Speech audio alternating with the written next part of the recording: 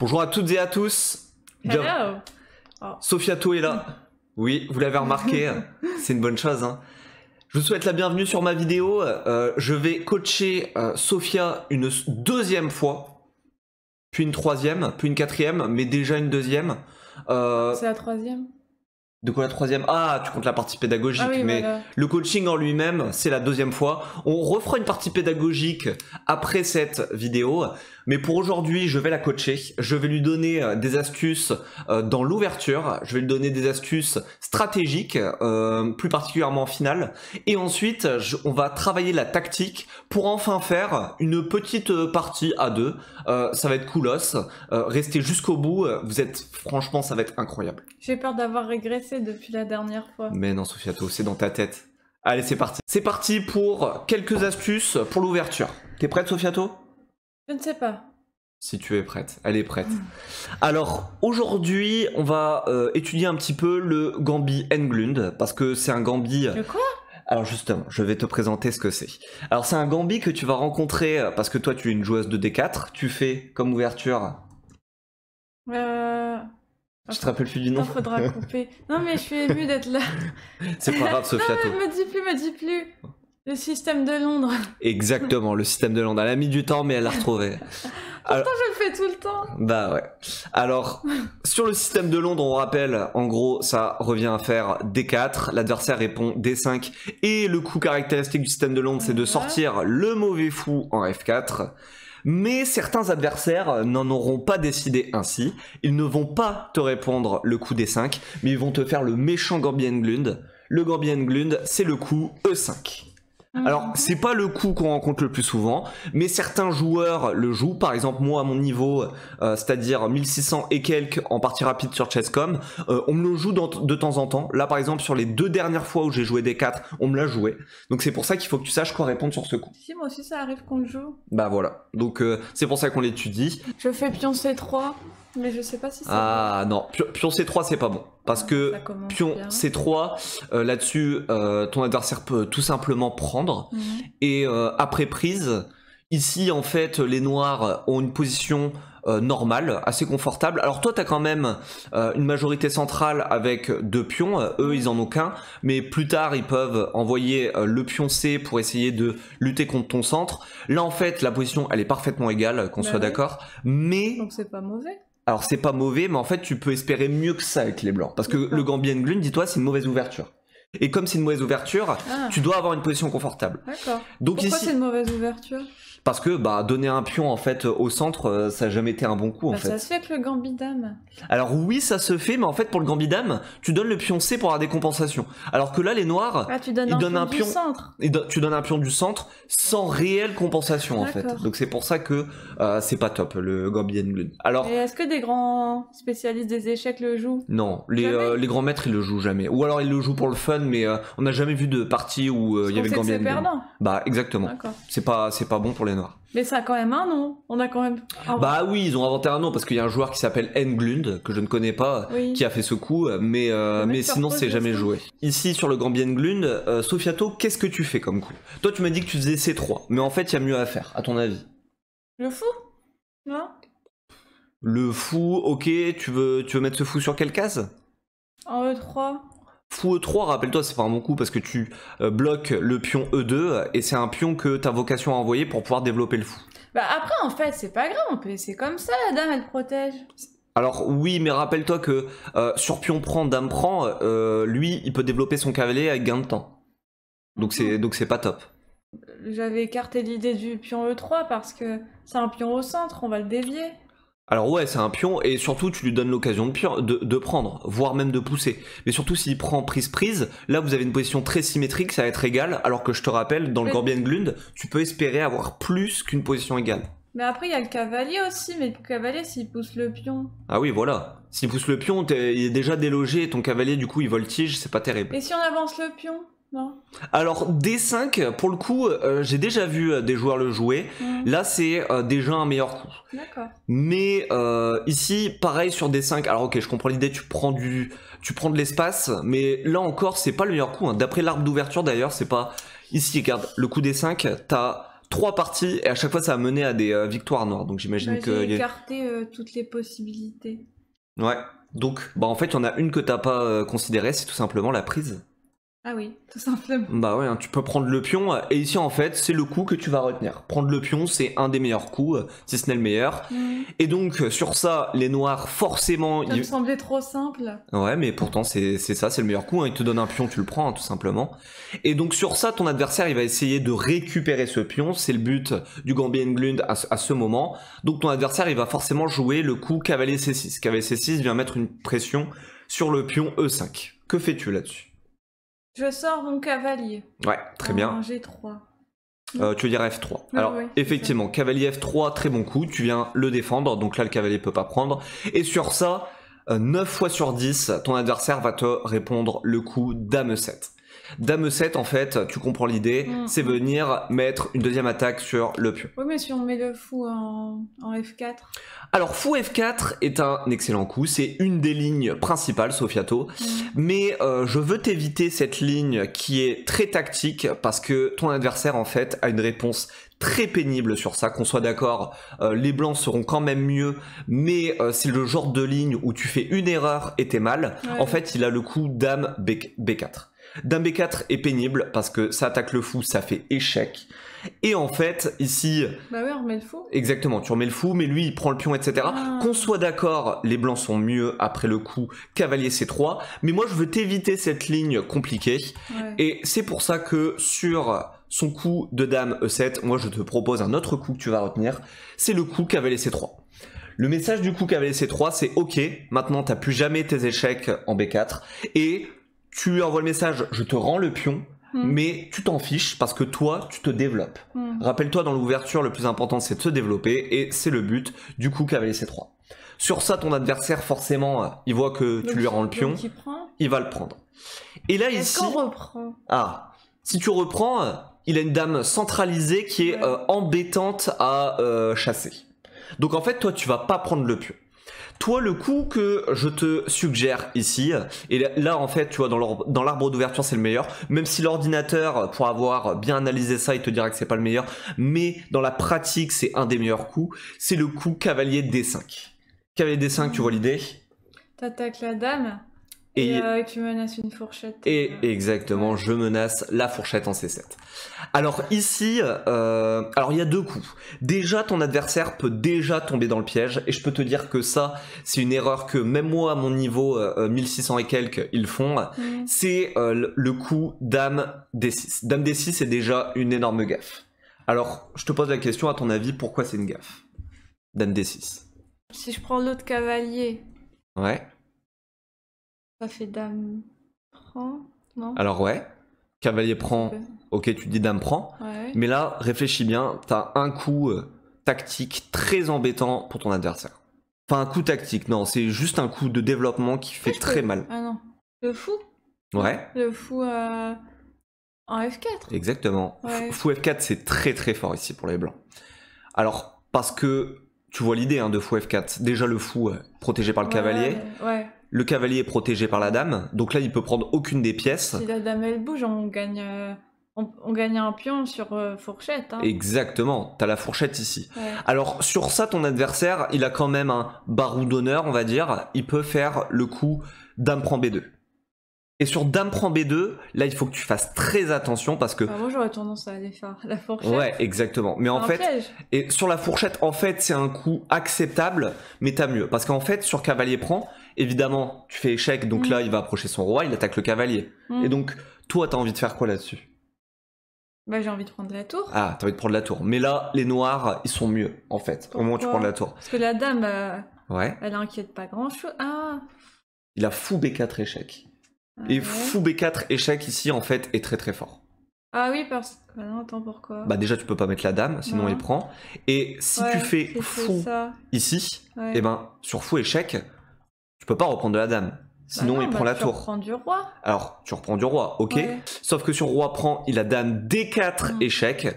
Et sur dame D4, si tu retournes en E1, il a dame échec, et Ouais, là-dessus donc t'es là, obligé de mettre la dame, et On perd la tour. on perd la Ouais. tour sur échec, ce qui est mieux pour les noirs ici. Donc moralité, il faut pas faire la fourchette. avec Et le ici t'as compris, hein, cavalier. tu peux pas faire roi C1 parce que il gagne directement la tour sur échec. Ah oui, oui, oui. Pas Donc voilà. Donc moralité sur le coup dame prend B2, faut faire attention, il faut faire le coup intermédiaire avant de faire ta fourchette, il faut que tu fasses le coup tour B1.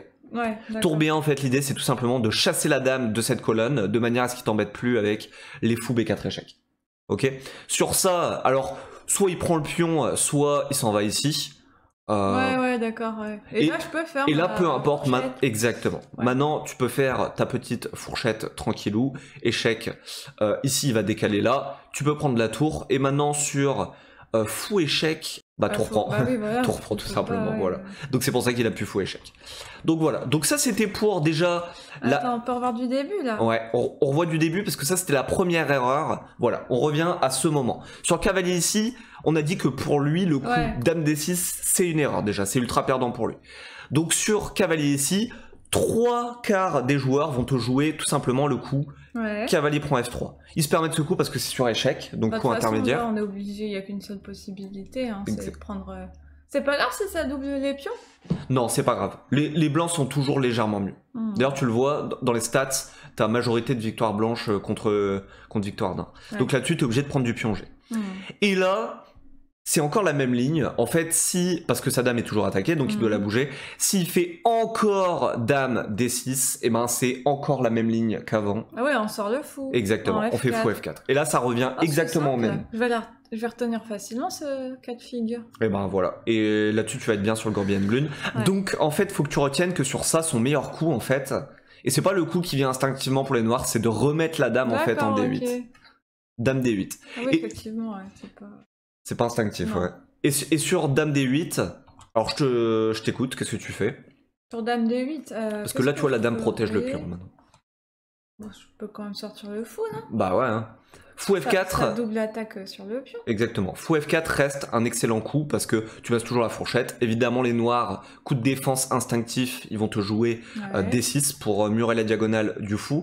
Et là-dessus, il faut que tu retiennes que les blancs, en fait, maintenant que tu as développé tout ton aile dame, toi, les blancs ici font un grand roc. Et comme tu veux faire un Ah. grand roc, il faut que tu développes ta dame. Et je la développe où? Alors justement, propose-moi des coups. D3. Dame D3, je réfléchis. En dame... fait, D3 D4, mais le but pour aller faire échec au roi. Ouais. En vrai, Dame D3 et Dame D4 doivent être jouables, mais je sais que le coup de la théorie ici, c'est Dame D2 en fait. Ah oui. Dame D2, au moins, ça permet de relier, jeter un œil Ouais. sur ton fou. Donc là-dessus, c'est assez sympa. Il y a une autre raison, mais là, elle me revient pas, donc je saurais pas te dire. Mais sur ça, là, il va se développer. Tu vois, par exemple, tu as des fous E6. Alors, fou E6, évidemment, il menace de prendre le cavalier, mais tu t'en fiches. Hein. Ici, si tu serais très content qu'il prenne ton cavalier, parce que Ouais. tout simplement, tu reprends, et t'as la paire de fous. Ce qui a un avantage, rappelle-toi, parce que tu vas avoir 2 fous alors que lui n'en aura plus qu'un. Et donc, sur ça, tu peux tout simplement faire ton grand roc. J'ai une question sur le grand roc. Ouais. Est-ce qu'il augmente pas le risque de mat c'est pas du couloir, mais Ici, les risques sur Ouais. sur la rangée, sur la colonne A. par rapport à un petit roc, c'est toujours ça ma peur dans le grand roc, c'est de me faire avoir de l'autre côté. En fait, il faut que tu prennes le temps, un moment, à chaque fois, dans quasiment de toutes les parties. bouger ton roi Exactement. en B1, ouais. Un moment, faut prendre un temps pour faire roi B1. D'accord. En général, les blancs, quand ils font grand rock, il y a un moment où Ah ils ouais, jouent roi B1. d'accord. Et en même temps, ça retire les signaux tactiques parce que des fois, tu vois, Ah oui, ça roi évite dame. de te clouer. Exactement, ouais. S'il arrive à mettre un fou, alors pour l'instant, non, il n'y a pas de risque parce qu'il y a ton fou ici. Non, c'est jamais. Mais tu vois, il peut arriver à faire des enfilades aussi. Donc, Ah tu vois, oui, roi oui. B1, au moins, ton roi, il est safe. Donc, voilà. D'accord. Donc voilà pour le Gambi Englund. Merci Roliano J'espère que ça a été pour très le Gambi utile. Englut. Allez, on passe aux astuces stratégiques. C'est parti. Let's go. On se retrouve pour cette position stratégique, une position de finale tirée du livre de Capablanca, les principes fondamentaux des échecs. Ici, c'est très haut blanc. Et- Offert par. Ah, qui m'a offert ce livre? Bah, c'est Sofiato, bien sûr. Mais c'est même pas Sofiato, je me le suis acheté. Tu t'en rappelles plus? T'es sûr? Je me le suis acheté, exact. Je me le suis acheté. Ouais. À vérifier. Hein. Alors ici, Sofiato, c'est très haut blanc, je te laisse réfléchir. Rappelez-vous, le but dans une finale, c'est d'aller faire promotion avec vos pions. C'est pour ça que vous essayez de vous créer des pions passés. Et ici, justement, je vous laisse tous réfléchir à comment vous créez un pion passé avec les blancs. C'est ultra gagnant pour les blancs ici, donc voilà. Je n'ai jamais eu de ce cas de figure d'ailleurs. Ça doit pas être facile à obtenir d'ailleurs comme position. Non, mais c'est assez thématique en fait. Le truc, c'est que le roi surtout blanc, sur le thème de la déviation. Il est assez loin. Ouais, exactement. Donc j'ai peur que si lui, je l'utilise pour revenir, le roi noir revienne avant. Ouais. Donc est-ce qu'il faudrait pas... Par exemple, si je fais pion C6. Alors pion C6, que va faire ton adversaire? Non, attends, si je fais ça, ça va pas. Parce qu'il va prendre. Alors, si prise, qu'est-ce que tu peux faire? Bah reprendre, mais après mon pion va être bloqué. Donc tu veux reprendre, et là les pions sont bloqués. Voilà. Ouais. T'as pas de pion passé. Rappelle-toi, le but c'est d'avoir un pion passé. Hein. Si je fais par exemple le pion B6. Alors, je reviens quand même, parce qu'il y a quand même quelque chose qu'il faut calculer. Sur pion prend, t'es pas obligé de prendre son pion. Tu peux aussi... Mais lui il va le prendre. Avancer. Ouais. Oui. Mais... Bah dans ces cas-là, là ça pourrait aller. Alors ça pourrait aller, mais lui il va faire... Ouais, mais le problème, il fait pion prend. Et l'autre il va... Non, ça va pas. Et ça va pas, là. Non, mais bon, faut quand même calculer, tu vois, toutes les possibilités. Et si on faisait pion B6 par exemple? Alors B6, qu'est-ce que lui va faire? De toute façon, il peut prendre des deux côtés. Ouais, alors faut calculer les deux. Donc s'il prend... Par exemple, s'il prend de là. S'il prend en C6, en B6, enfin, du pion C7 en B6, ouais. Je pourrais à rigueur reprendre. Ouais, bien sûr. Alors, donc, attends, ouais, prise. Tu veux reprendre de quel pion? Alors je te fais remarquer quand même, Sofiato, je te coupe un peu dans ta réflexion, que le roi noir, il est pas dans le carré des pions. Hein. Donc ici, lui, si tu essaies de te créer un pion passé, normalement le roi noir ne peut pas intervenir. C'est important quand même. Comment tu le fais déjà le carré? J'oublie tout le temps. Alors le carré du pion blanc, tu le fais en fait en faisant une diagonale vers la dernière rangée de l'échiquier. Et là, tu vois, à partir de là, tu te traces ton carré, et là, tu vois, le roi noir, il est pas dedans. Donc ça veut dire que le roi, si tu arrives à te créer un pion, si un de ses pions est passé, eh ben il pourra pas l'arrêter. D'accord. Donc alors, on a dit, t'avais calculé ici. Donc admettons prise, voilà, par ce pion-là. Ici, ok. Alors qu'est-ce que toi tu peux faire? Alors tu veux reprendre de... Alors si par exemple on reprend de là, qu'est-ce que lui il fait? Il va reprendre. Ouais. Mais le problème, on se retrouve encore avec un pion bloqué. Ouais, exactement. Donc sur ça, pion prend, on l'a dit, lui il reprend, et donc en fait on se retrouve avec nos pions bloqués, donc rien à tirer. Par contre sur ça, pion prend, t'es pas obligé de reprendre de ça. On peut calculer, si on reprend ici... Bah là tu peux déjà en fait annuler parce que lui il peut prendre et donc là pareil t'as toujours rien gagné. Alors par contre sur ça pion prend, faut te dire t'es pas obligé de reprendre bêtement les pions. Tu peux essayer de regarder qu'est-ce qui se passe sur une poussée, sur une poussée d'un des autres pions. Par exemple, qu'est-ce qui se passe si je pousse celui-là? Ah, il va prendre. Alors il va prendre. Et du coup je peux avancer l'autre. Effectivement, sur ça tu avances l'autre. Et donc ici tu t'es créé un pion passé. Un pion passé. Tu t'es créé un pion passé, effectivement. Donc ça c'est intéressant. Donc je résume, sur pion, pion prend, tu fais ça. Donc là en fait, comme tu attaques son pion, bah en fait il est quasi obligé de reprendre. De toute façon s'il prend pas, exactement, s'il prend pas tu le prends. Et après, tu pousses ce pion et t'as un pion passé. Mais attends, c'est pas terminé. Sur ça, pion prend, on avait dit que... On peut aussi calculer un peu cette poussée. Qu'est-ce qui se passe sur cette poussée? Je réfléchis. Ouais, là ça marche plus parce qu'il a pion prend. Donc là ça marche plus. En fait, il n'y a qu'une seule possibilité. Alors il y a ça, pion prend. On a dit on fait ça pour dévier le pion. Il fait pion prend et ensuite on pousse. Alors je te fais remarquer qu'il n'est pas obligé de reprendre de ce pion. Ouais. Donc sur ça par exemple, il peut reprendre de ce pion. Ouais. S'il reprend de ce pion, qu'est-ce que toi tu fais? Eh ben on fait le même mais de l'autre côté.